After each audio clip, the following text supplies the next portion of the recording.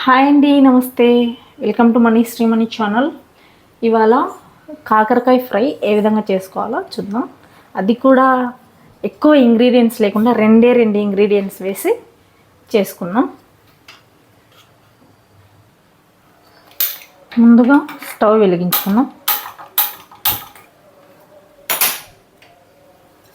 ఒక ప్యాన్ పెట్టేసుకున్నాం. ఇందులో ఆయిల్ వేసుకోవాలండి.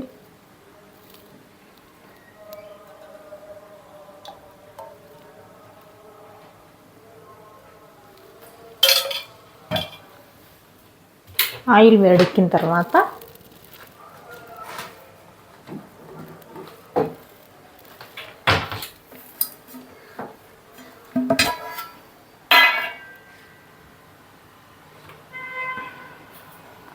కొద్దిగా ఆవాలు, ఇంకా వేడెక్కలేదు,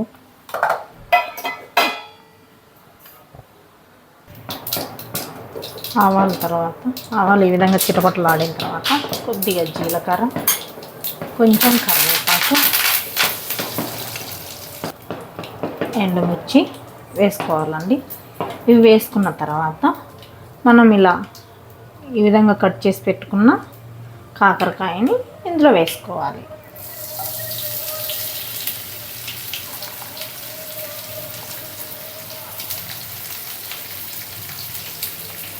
ఈ విధంగా వేసుకోవాలి.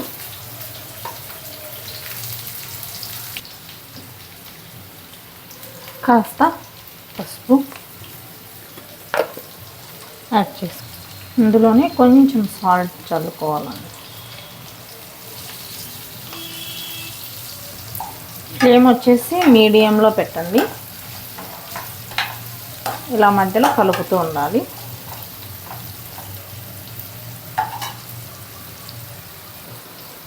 ఈ కాకరకాయ ముక్కలు బాగా ఫ్రై అయ్యేలోపు మనం ఇందులోకి వేయాల్సిన పొడి ప్రిపేర్ చేసుకున్నాం. అదేంటంటే చూసారా, వెల్లుల్లి రెబ్బలు ఒక 5 వేస్తున్నా అండి. ఎండుమిర్చి 3 వేస్తున్నా. ఇక్కడ నేను కాకరకాయ క్వాంటిటీని బట్టి వేసుకుంటున్నానండి. నేను కొంచెం తీసుకున్నా. ఇక్కడ అంటే పెద్దగా పొడవుగా ఉన్న కాకరకాయలు ఒక 2 ఉంటాయండి. సో 4-5 వెల్లుల్లి రెబ్బలు, 3 ఎండుమిర్చి వేసుకున్నా. ఇది మంచిగా ఆయిల్లో ఫ్రై అయ్యేలోపు దీన్ని మిక్సీ కొట్టుకొని వద్దాం. దీన్ని గ్రైండ్ చేసి ఈ విధంగా గ్రైండ్ చేసుకోవాలండి. మనం ఈ విధంగా గ్రైండ్ చేసుకున్న దాన్ని ఇక్కడ చూసారా, ముక్కలు ఇలా ఈ కాకరకాయ ముక్కలు ఈ విధంగా వేగిన తర్వాత మనం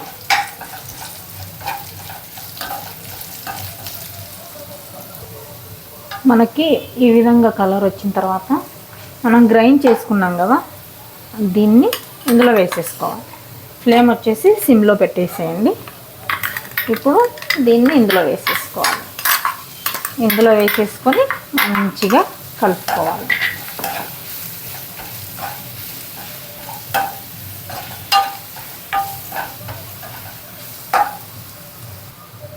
ఇప్పుడు ఫ్లేమ్ ఆఫ్ చేసేసుకోవాలి.